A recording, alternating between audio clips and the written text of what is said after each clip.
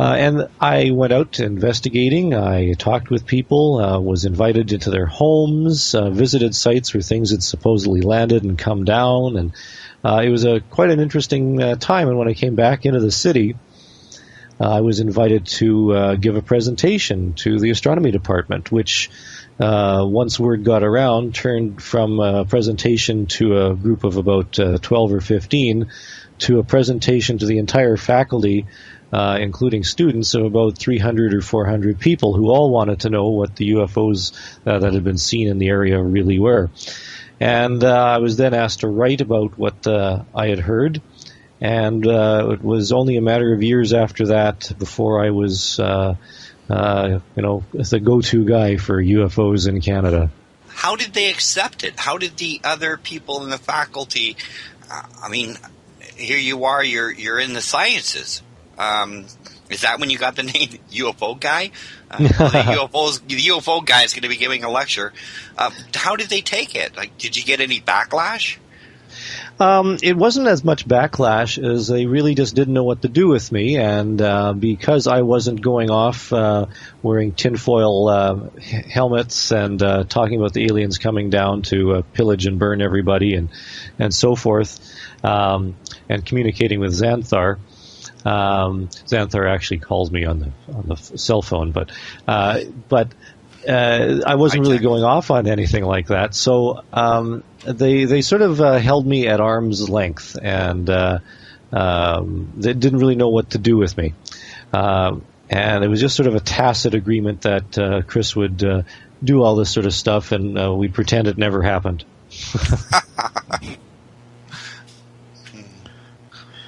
Chris, you put out a Canadian UFO report every year, do you not? Right. It's called the Canadian UFO Survey, and every year, although we're a little bit behind, we haven't done one in a couple of years, but since about 1989, we would gather in all the UFO reports that had been filed in Canada and collect them all and try and get some meaningful statistics and numbers out of them. We started doing this because there are a lot of magazines and news stories and so forth about UFOs, but I wanted to know, was Canada any different from the United States? Did we have more UFO cases? Were there more cases in, let's say, British Columbia than Ontario? What were some of the characteristics? And as a scientist, I realized the only way to do that is by gathering data. So I figured, well, let's take a look at the data and see what the data says, rather than speculate wildly about whether the aliens are from Zeta Reticuli or from Epsilon Eridani, and whether they're green, purple, or blue. Let's look at the data and see what the data really says about people who have seen UFOs in Canada. Okay. And what sort of percentage do you find that are the really unusual ones? Well, when we started, we were only getting about 150 to 200 reports from all across Canada. I blame that on a number of factors. One is that people really didn't know where to file their UFO reports, and we didn't have good communication from one end of the country to the other. By the mid-1990s, as the internet became a little more widely used, and more investigators came on board and started cooperating, because ufology tended to be a very parochial kind of study, where an investigator in one particular city wouldn't share his or her cases with investigators from another city just down the road. It was actually very difficult to get information. But once more started coming on board and appreciated the importance of UFO case studies and looking at data, we were able to coax some meaningful results. We noted, for example, that the number of cases seemed to increase throughout the entire length of time that we were studying. In fact, between 1989 to the year 2008, representing 20 years of collecting UFO data, the number of UFO cases rose almost constantly with a couple of little blips here and there. And this flew in the face of those people who said that UFOs were going away and UFOs were old hat and nothing to them.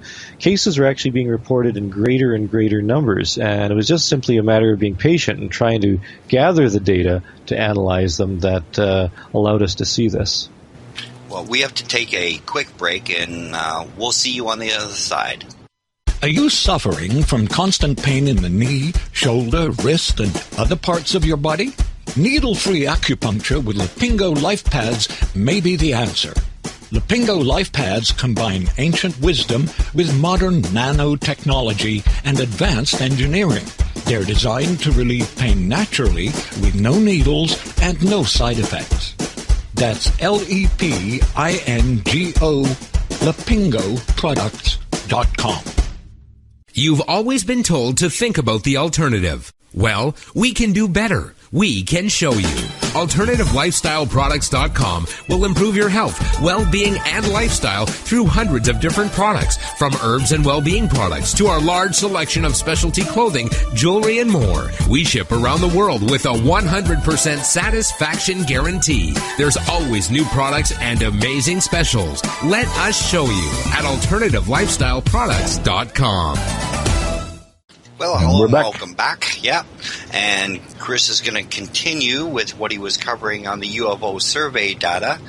That's very interesting.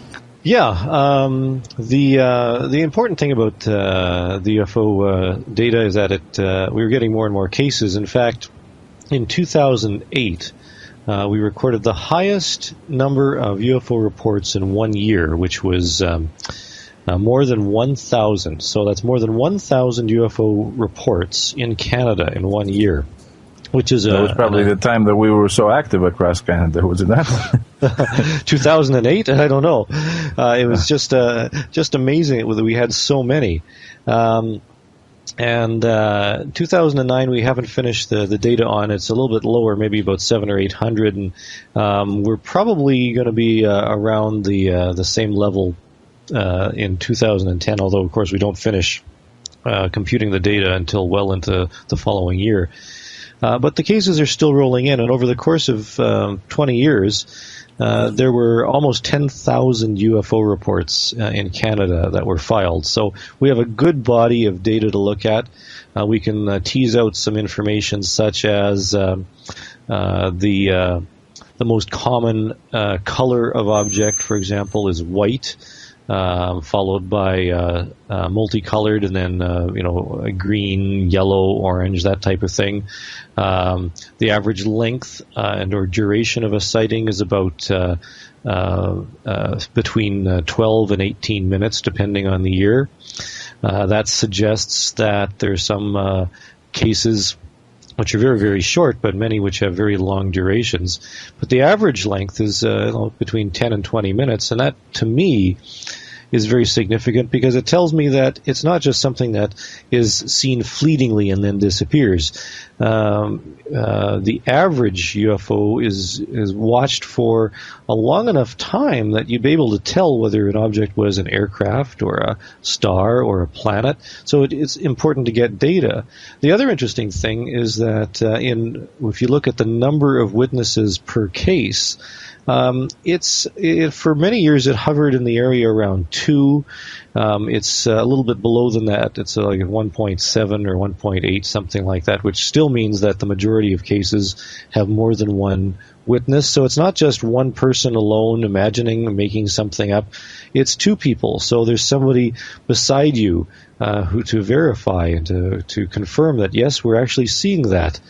So these are the types of things that allow us to get some insight into what the UFO phenomenon is really like. And there are very few studies like this that are being done. In fact, until quite recently, Canada was the only country that was doing studies like this. Only in the past 10 years or so did other countries such as Italy and Spain and perhaps in some Scandinavian countries was this actually attempted. The other interesting thing, and I have to say this because it's very, very significant, is that when I say that these are cases reported across Canada, these are not just cases that are reported to UFO investigators or one or two investigators. These are cases that are reported to a wide variety of places, including government and military sources. We routinely get reports through National Defence, through Transport Canada, some from the RCMP. We do get reports that come through civilian UFO investigators from one end of the country to the other, from websites, now from YouTube. Some reports are actually sent to me via Twitter. Some are reported on Facebook and a variety of Facebook groups. So we're now receiving information about UFOs at a very incredible rate, and I would say that on average we get at least a couple of reports every day. So there's a great body of data, and it's very interesting to look at the data. And what we've done is that we've collected the data, published annual studies, and made the data available in tables online so that anyone who wants to can take a look at the data. So we're trying to bridge the gap between science and lay people. So we're hoping that some good will come out of this. Where would people go? I got a quick question. Where would people go to look at that data? And secondly, where would they go to get a report to you? Well, the surveys themselves, Geoff Dittman, my associate, who's the stats guy, the number cruncher, he's put them up on a site which is survey.canadianuforeport.com. And if you look at that site has all the data. There are also a number of links on the net if you take a look, but also the main UFO reporting site for us is Canadian UFO Report at hotmail.com. Although I'm also posting fairly regularly recent reports, including some older reports, just to bring people up to date, on my blog, which is uforum, uforum.blogspot.com. So there's a number of ways to connect with us through email. We are on Facebook. I'm on Facebook. And ufology research, hashmark ufology research, or I suppose not hashmark, at ufology research, if you're on Twitter. So there's you can follow us, you can friend us, and get information. So there's many ways of allowing ufology to be completely interactive these days. Yeah, it's really, really good. What percentage do you think of all those reports that come in yearly may have been investigated to some degree? That's a very, very good question. And one that's a little bit of an embarrassment, not necessarily for myself, but to ufology, because just because a case is reported does not mean it's investigated. In fact, when you look at the source of the cases, many come from websites. There are a number of very popular websites where people can report their UFOs online. And I have to tell you that the majority of those reports will not get investigated. There might be an exchange of email, there might be a phone call or two in some cases, but in terms of on-site investigation and gathering meaningful data, trying to really investigate the way that UFO reports were investigated 10, 15, 20 years ago, that's unfortunately a thing of the past, because people are not as willing anymore to take that extra step and go off into the field investigating. It seems we've become a little complacent in ufology over the past little while. What do you think is it? Pardon me? Why do you think it is like that then? Well, I'm not sure. I mean, it's a lot of work. Back when there were only a few hundred UFO reports, and you averaged that over the course of a year and in a number of provinces, it would just be a matter of, a local investigator maybe investigating a few cases, maybe a dozen cases at most in a year. Now when you're talking of more than 1,000 a year, and there are fewer actual UFO investigators around now, spaced very, very far apart, it's almost impossible. In fact, it is impossible to properly investigate every case that's reported.